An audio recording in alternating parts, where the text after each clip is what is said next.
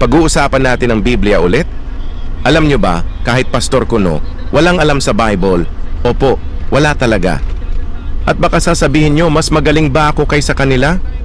Wala akong sinabing ganon ha, pero titingnan na lang natin sa kanilang sinasabi versus Bible para fair.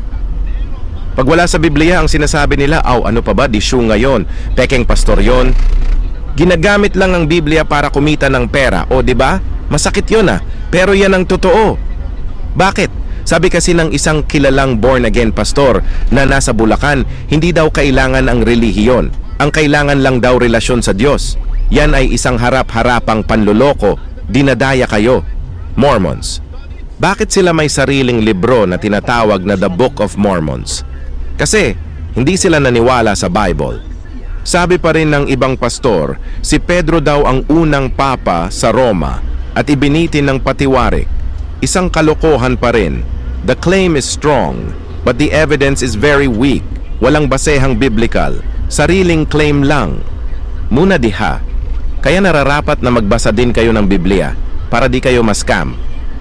Masamang pakinggan na scam kayo sa Bible, no? At siyempre, ang scammer ay pastor. Napakapangit isipin noon. Meron pa din isang grupo. Wala daw silang ikapu. Yon ang dapat, ang kaso.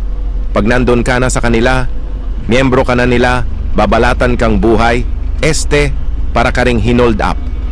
Biruin nyo, kasama ka na or kabahagi ka na sa mga pagkakautang nila.